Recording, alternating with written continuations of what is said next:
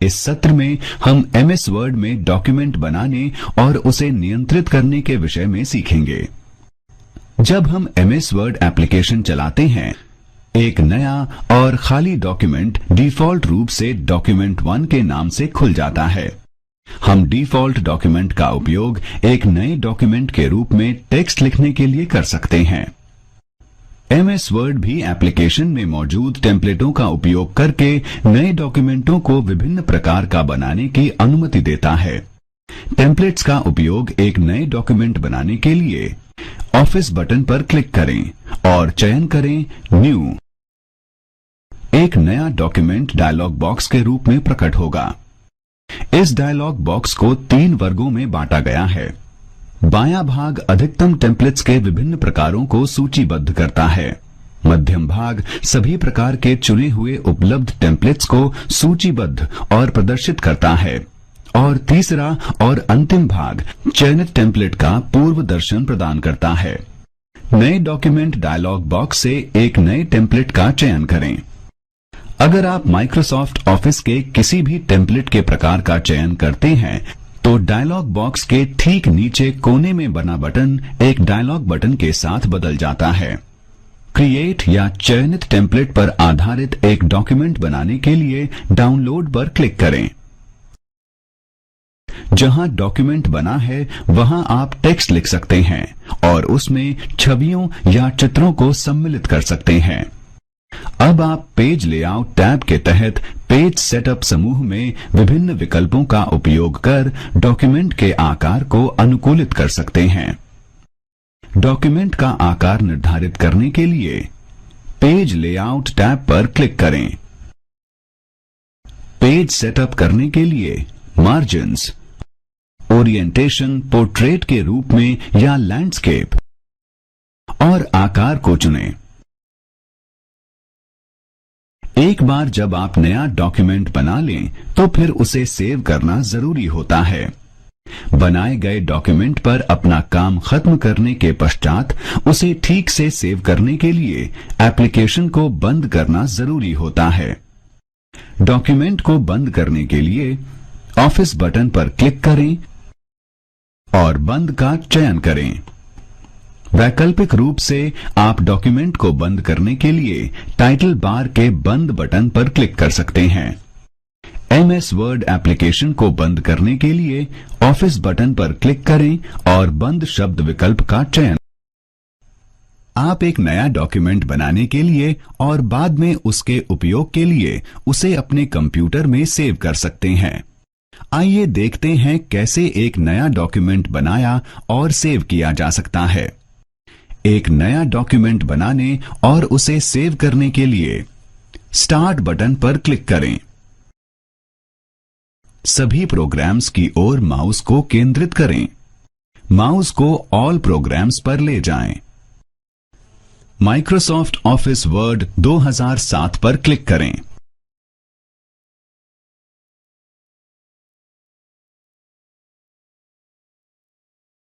Document 1 के रूप में एक नया डॉक्यूमेंट बन जाएगा। ऑफिस बटन पर क्लिक करें और सेव चुनें। डायलॉग बॉक्स में सेव एज दिखेगा। जिस स्थान और फोल्डर में आप डॉक्यूमेंट को सेव करना चाहते हैं, उसे चुनें।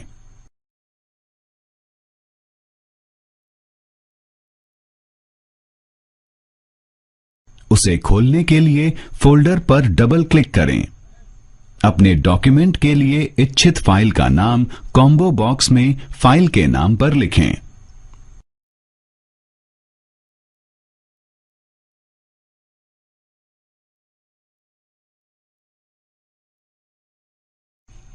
ड्रॉप डाउन मेन्यू के प्रकार के रूप में सेव एज डॉक्यूमेंट के प्रकार का चयन करें। डिफॉल्ट रूप से यह वर्ड डॉक्यूमेंट के रूप में स्थापित हो जाएगा। डॉक्यूमेंट को सेव करने के लिए क्लिक करें, सेव और डायलॉग बॉक्स में सेव एज बंद करें। संक्षेप में, चलिए नए डॉक्यूमेंट बनाने और सेव करने के लिए नीचे दिए गए चरणों को देखते हैं। चरण 1, स्टार्ट बटन पर क्लिक करें। चरण 2, ऑल प्रोग्राम्स की ओर माउस लेकर जाएं। चरण 3, माइक्रोसॉफ्ट ऑफिस पर क्लिक करें। चरण 4, माइक्रोसॉफ्ट ऑफिस वर्ड 2007 पर क्लिक करें। चरण 5, ऑफिस बटन पर क्लिक करें और सेव चुनें। चरण 6, स्थान और फोल्डर चुनें। चरण 7, फाइल का नाम कॉम्बो बॉक्स की फाइल के नाम पर लिखें। चरण 8, ड्रॉप डाउन सूची के प्रकारों में से सेव डॉक्यूमेंट के प्रकार का चयन करें। चरण 9, सेव पर क्लिक करें। आपने एक डॉक्यूमेंट बनाया और उसे चेतना डॉक्यूमेंट के नाम से चेतना फोल्डर के रूप में लोकल डिस्क ई में अपने कंप्यूटर में सेव किया। चलिए देखते हैं इस डॉक्यूमेंट को कैसे खोलते हैं। इस मौजूदा डॉक्यूमेंट को खोलने के लिए ऑफिस बटन पर क्लिक करें। ओपन डायलॉग बॉक्स प्रदर्शित करने के लिए ओपन का चयन करें। जिस ड्राइव में डॉक्यूमेंट फोल्डर है उसे खोलने के लिए ड्राइव में डबल क्लिक करें। जिस फोल्डर को खोलना चाहते हैं उसमें डबल क्लिक करें। चयनित डॉक्यूमेंट को खोलने के लिए ओपन पर क्लिक करें। संक्षेप में नीचे दिए गए चरणों में मौजूदा डॉक्यूमेंट को खोलते हुए देखते हैं। चरण 1, ऑफिस बटन पर क्लिक करें। चरण 2, ओपन डायलॉग बॉक्स प्रदर्शित करने के लिए ओपन का चयन करें। चरण 3, इसे खोलने के लिए ड्राइव में डबल क्लिक करें जिस ड्राइव में डॉक्यूमेंट फोल्डर है। चरण 4, जिस फोल्डर को खोलना चाहते हैं उस पर डबल क्लिक करें। चरण 5, चयनित डॉक्यूमेंट को क्लिक करें जिसे आप खोलना चाहते हैं। चरण 6, चयनित डॉक्यूमेंट को खोलने के लिए ओपन पर क्लिक करें। अब हम एमएस वर्ड में डॉक्यूमेंट बनाने, सेव और ओपन करने के विषय में जानेंगे। चलो अब हम वर्ड डॉक्यूमेंट में इंसर्ट, डिलीट, संशोधित और टेक्स्ट को कॉपी करने के बारे में जानें। हम वर्ड डॉक्यूमेंट में टेक्स्ट लिखने के लिए कीबोर्ड का उपयोग करते हैं। पहले जब हम कोई टेक्स्ट लिखने लगते हैं तो डॉक्यूमेंट के शुरुआती पॉइंट पर हम कर्सर को चमचमाते देख सकते हैं।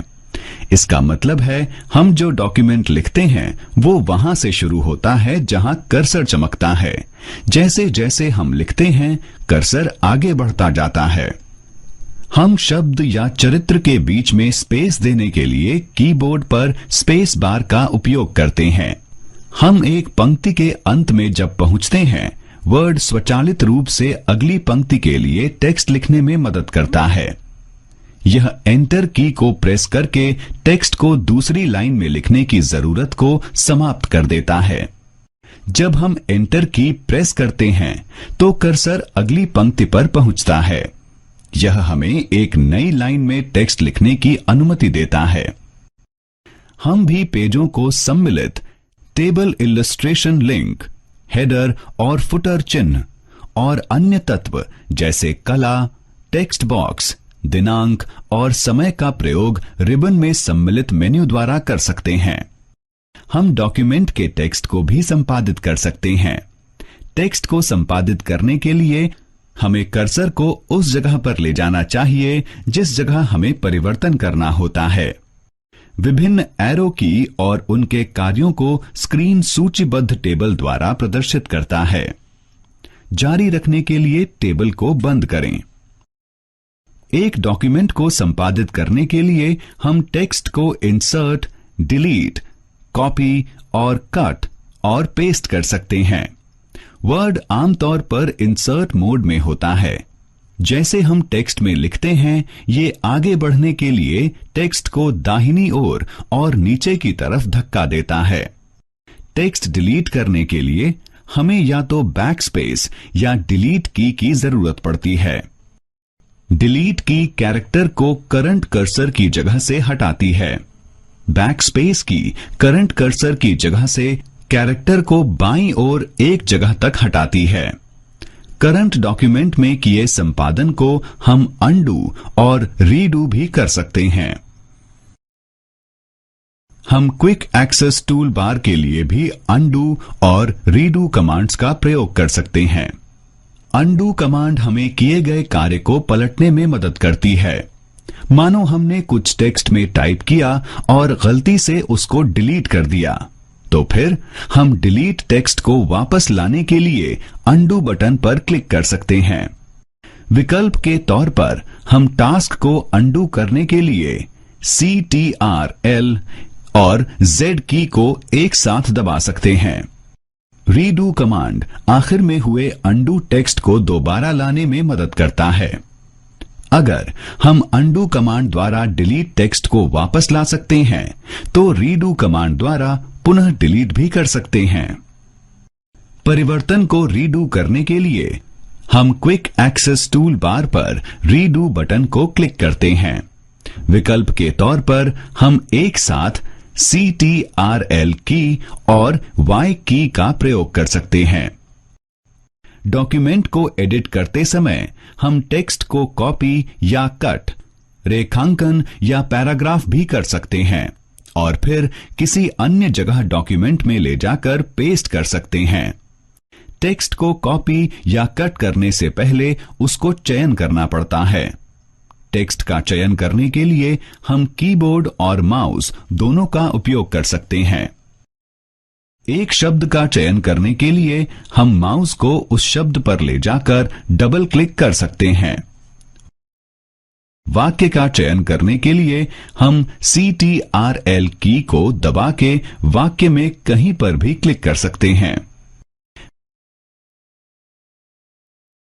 पैराग्राफ का चयन करने के लिए हम माउस को सिलेक्शन बार पर ले जाकर डबल क्लिक करते हैं।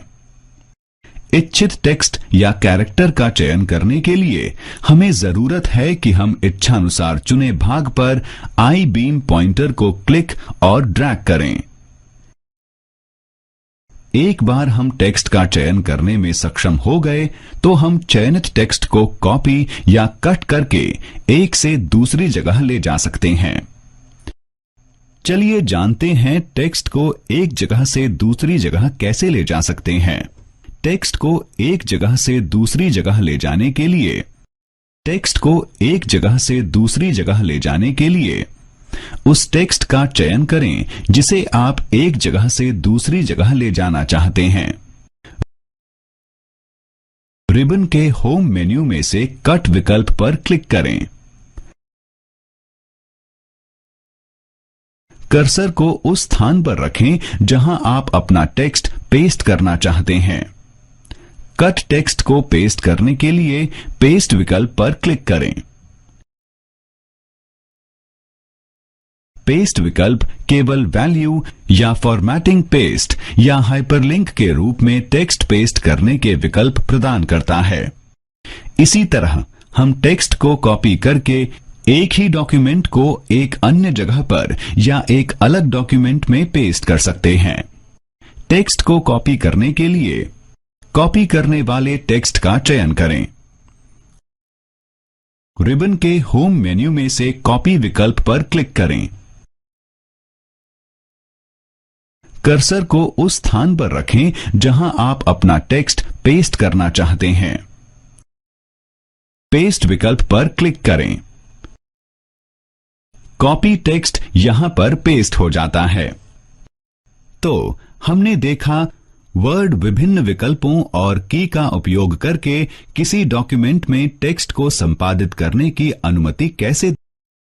प्रश्न पढ़ें और उत्तर दें। सही विकल्प पर क्लिक करें और प्रश्न का उत्तर पूरे होने पर जांचें पर क्लिक करें। प्रश्न पढ़ें और उत्तर दें। सही विकल्प पर क्लिक करें और प्रश्न का उत्तर पूरे होने पर जांचें पर क्लिक करें।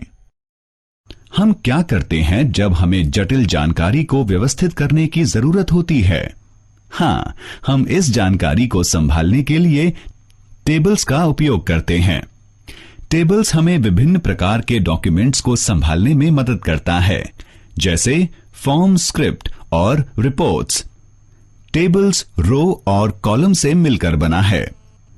रो आड़ी लाइंस हैं, कॉलम खड़ी लाइंस हैं, और जब ये लाइनें एक दूसरे को काटती हैं तो सेल बनता है जिसमें हम डेटा और जानकारी रख सकते हैं। चलिए जानते हैं कि एमएस वर्ड में एक टेबल कैसे बनाएं या चित्रित करें। एक टेबल बनाने के लिए आप जहां टेबल बनाना चाहते हैं वहां सम्मिलन पॉइंट पर कर्सर रखें। रिबन के इंसर्ट मेन्यू पर क्लिक करें। ड्रॉप डाउन मेन्यू के विकल्पों में से इंसर्ट टेबल का चयन करें। इंसर्ट टेबल डायलॉग बॉक्स प्रकट होगा। टेबल में रो और कॉलम की इच्छित संख्या का चयन करें या लिखें। टेबल बनाने के लिए ओके पर क्लिक करें और इंसर्ट टेबल डायलॉग बॉक्स को बंद करें। वैकल्पिक रूप से टूल बार के टेबल ड्रॉप डाउन मेन्यू पर क्लिक करें और हाइलाइटेड नंबर के रो और कॉलम टेबल बनाने के लिए पैलेट के ऊपर माउस रखकर खींचें। एक बार जब आप टेबल बना लेते हैं, आप सेल के साथ रो और कॉलम की चौड़ाई और लंबाई बदल सकते हैं। सेल, रो और कॉलम की चौड़ाई और लंबाई बदलने के लिए सेल, रो और कॉलम पर कर्सर रख के राइट क्लिक करें। पॉपअप मेन्यू प्रकट होगा। टेबल प्रॉपर्टीज विकल्प पर क्लिक करें। टेबल प्रॉपर्टीज डायलॉग बॉक्स प्रकट होगा। टेबल टैब टेबल के आकार को सेट करने या टेक्स्ट को टेबल के लिए अलाइन करने के लिए विभिन्न प्रकार के विकल्प प्रदान करता है। बॉर्डर्स और शेडिंग पर क्लिक करें। बटन बॉर्डर्स और शेडिंग डायलॉग बॉक्स प्रदर्शित होगा। ये आपको टेबल और पेज में बॉर्डर सेट करने में मदद करता है। बॉर्डर्स और शेडिंग डायलॉग बॉक्स में शेडिंग टैब आपको टेबल्स को कलर करने की अनुमति देता है। टेबल प्रॉपर्टीज डायलॉग बॉक्स की रो टैब आपको चयनित रो की ऊंचाई सेट करने की अनुमति देती है। टेबल प्रॉपर्टीज डायलॉग बॉक्स की कॉलम टैब आपको चयनित कॉलम की चौड़ाई सेट करने की अनुमति देती है। सेल टैब आपको सेल की चौड़ाई सेट करने में मदद करता है।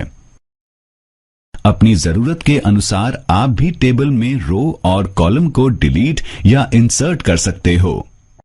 रो और कॉलम इंसर्ट करने के लिए जहां आप रो और कॉलम को इंसर्ट करना चाहते हैं, रो और कॉलम के उस स्थान पर कर्सर रखें।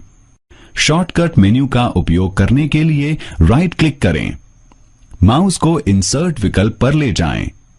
प्रदर्शित सूची से रो, कॉलम और सेट को इंसर्ट करने के लिए विकल्पों में से एक का चयन करें।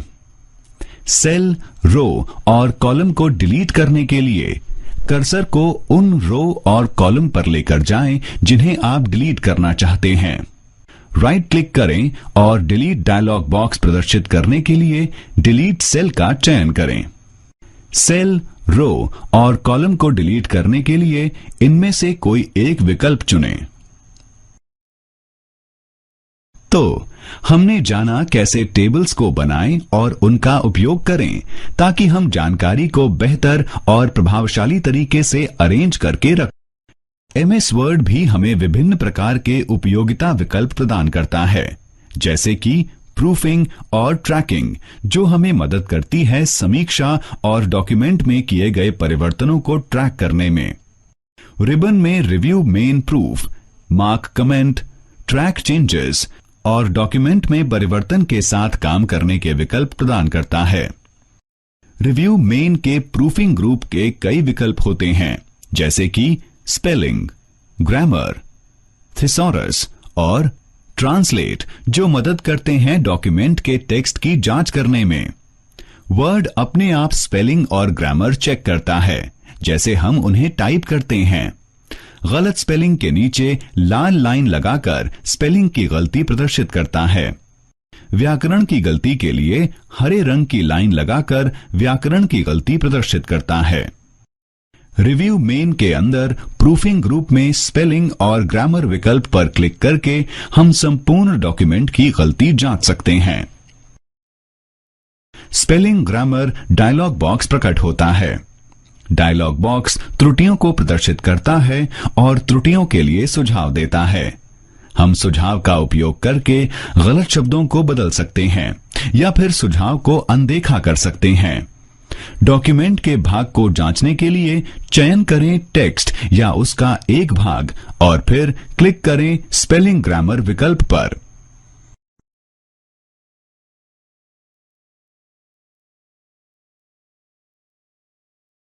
थिसॉरस समान अर्थ के शब्दों को अन्य डिक्शनरी में ढूंढने में मदद करता है। शब्द के समान अर्थ खोजने के लिए शब्द का चयन करें और फिर थिसॉरस पर क्लिक करें। रिसर्च टास्क पेन समान अर्थ के दूसरे शब्दों की सूची को प्रकट करता है। शब्द को माउस पर ले जाकर रखें और चयनित शब्द से सुझावित शब्द को परिवर्तित करने के लिए ड्रॉप डाउन मेन्यू में से इंसर्ट का चयन करें। हम डॉक्यूमेंट में हमारे कमेंट्स रख सकते हैं। कमेंट्स करने के लिए कर्सर को उस पॉइंट में रखें जहां कमेंट करना है या चयन करें। कमेंट करने के लिए टेक्स्ट और रिव्यू मेन्यू के कमेंट ग्रुप में जाकर कमेंट पर क्लिक करें। दाहिनी तरफ कमेंट टेक्स्ट बॉक्स प्रकट होगा जहां हम अपना कमेंट टाइप कर सकते हैं। ट्रैकिंग ग्रुप में ट्रैक चेंजेस विकल्प का चयन करके हम डॉक्यूमेंट में हुए सभी परिवर्तनों को ट्रैक कर सकते हैं। इसमें शामिल है इंसर्शंस, डिलीशंस और फॉर्मेटिंग के बदलाव। ट्रैक चेंजेस मोड में किए गए परिवर्तन हमें डॉक्यूमेंट में किए गए चेंजेस की पहचान करने में मदद करते हैं। हम चेंजेस ग्रुप में उपलब्ध विकल्पों का उपयोग करके परिवर्तनों को स्वीकार या अस्वीकार कर सकते हैं। चलिए हम संक्षेप में इस विषय पर चर्चा करते हैं। जब हम MS वर्ड एप्लीकेशन चलाते हैं तो एक नया या ब्लैंक डॉक्यूमेंट खुल जाता है। डिफॉल्ट रूप से MS वर्ड में सभी फाइलें माय डॉक्यूमेंट फोल्डर में सेव हो जाती हैं। जो भी हम एक नए डॉक्यूमेंट में लिखते हैं वो वहां से स्टार्ट होता है जिस जगह कर्सर होता है। जब हम एक पंक्ति के अंत में पहुंचते हैं तो वर्ड स्वचालित रूप से अगली पंक्ति के लिए टेक्स्ट को रैप करने में मदद करता है। एरो की हमें डॉक्यूमेंट के चारों ओर ले जाने में मदद करती है। वर्ड आमतौर पर इंसर्ट मोड में होता है। जब हम टेक्स्ट में टाइप करते हैं तो ये उसे दाईं से नीचे की तरफ धक्का देता है। वर्ड डॉक्यूमेंट में जो टेक्स्ट प्रदर्शित होता है, फॉन्ट उसका स्टाइल और मैनर होता है।